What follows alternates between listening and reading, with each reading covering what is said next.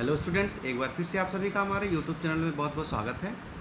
इस वीडियो में हम 9th क्लास के सामाजिक विज्ञान की कार्यपत्रक संख्या 5 आकलन कार्यपत्रक संख्या 5 जो कि 15 सितंबर के लिए है उसको पढ़ेंगे।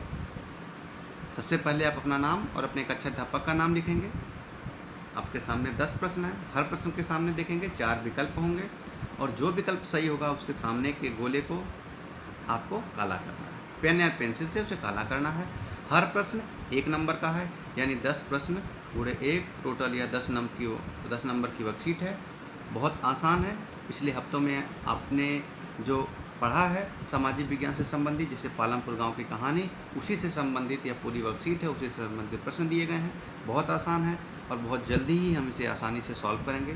तो पूरी वीडियो में हमारे साथ बने रहिएगा और अगर आप हमारे चैनल पर पहली बार आए हैं तो हमारे चैनल को ज़रूर सब्सक्राइब करें। चलिए शुरू करते हैं। पहला प्रश्न क्या है? उत्पादन की पहली आवश्यकता है तो भूमि उत्पादन की पहली आवश्यकता है, तो खा सही आंसर है। आप इसको गोला करेंगे। उत्पादन की 4 आवश्यकताएं होती हैं: भूमि, श्रम, भौतिक पूंजी और मानव पूंजी, लेकिन पहली आवश्यकता होती है भूमि। दूसरा प्रश्न है, पालमपुर में गैर कृषि क्रियाएं हैं: परिवहन, दुकान चलाना, लघु निर्माण। घ तीनों सही हैं, तो यानी उपरोक्त सभी आपका घ उत्तर सही है। घ के सामने वाले गोले जिसको हमने सर्कल किया है इसको आप काला करेंगे। अब चलते हैं तीसरे प्रश्न पर। औजार, मशीन, भवन ये उदाहरण हैं स्थायी पूंजी के। औजार, भवन, मशीन ये अस्थायी पूंजी ऐसी होती है जो उत्पादन की क्रिया में एक ही स्थान पर रहती है, यानी स्थायी रहती है। आप अगले प्रश्न पर चलते हैं। चौथा प्रश्न, इनमें से कौन सा एक स्थायी पूंजी है? स्थायी पूंजी है मशीन। मशीन क्या है? स्थायी पूंजी है। मुद्रा, कच्चा माल ये कार्यशील पूंजी के हिस्से हैं। तो आप जो स्थायी पूंजी में आप मशीन आ गई, तो ग आपका उत्तर सही है, इसे आप काला करेंगे। अगले प्रश्न की तरफ हम बढ़ते हैं। निम्नलिखित में से कौन सा एक आधुनिक खेती का प्रभाव नहीं है? देखिए, आधुनिक खेती में उर्वरता, मिट्टी की उर्वरता में कमी आई है। हाँ, जाहिर सी बात है कि आधुनिक खेती में बहुत ज़्यादा खाद पड़ने लगी तो मिट्टी की उर्वरा शक्ति कम हुई है। वनों की कटाई भी हुई है। भौम जल स्तर में भी खूब ज़्यादा पानी का निष्कासन हुआ है नलकूप के द्वारा। उत्पादन में कमी ये नहीं हुआ है। आधुनिक खेती से उत्पादन में बढ़ावा आया है। तो आपका डी जो उत्तर है यह सही है, आप इसको काला करेंगे।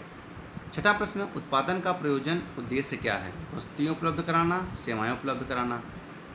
ग ऐसी वस्तुएं और सेवाएं उपलब्ध कराना जिनकी हमें आवश्यकता है। तो आपका जो ग उत्तर सही ग है, ये उत्तर सही है। आप पहले ही आप पढ़ेंगे पालमपुर की कहानी में उत्पादन के बारे में पहली लाइन ही यही है कि उत्पादन की एक पहली क्या बोलते हैं परिभाषा क्या है।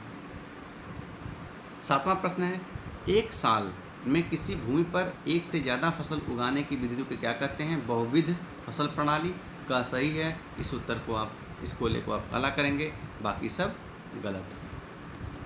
आठवां प्रश्न, पालमपुर गांव में किसान अपनी बचत का प्रयोग किन कार्यों में करते हैं? गैर कृषि कार्यों में करते हैं। आपका ख उत्तर सही होगा।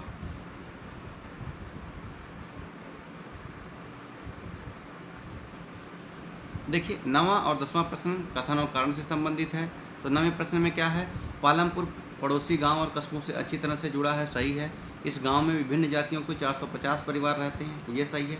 दोनों सही है, लेकिन कथन और कारण एक दूसरे की व्याख्या नहीं करते, अतः आपका ख उत्तर सही होगा। ए और आर दोनों सही हैं, लेकिन ए आर की सही व्याख्या नहीं करता है। ख के सामने वाले गोले को आप काला करेंगे। अब चलते हैं 10वें प्रश्न पर।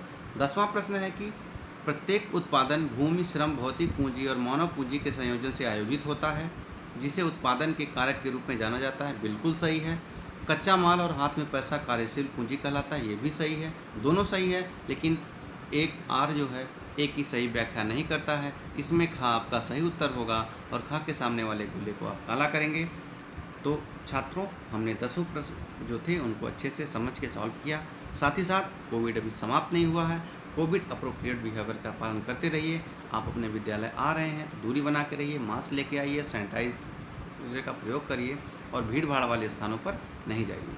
वीडियो वर्कशीट पूरा करके अपने कक्षा अध्यापक या विषय अध्यापक के साथ शेयर करें और वीडियो को ज़्यादा से ज़्यादा शेयर करें। Thank you.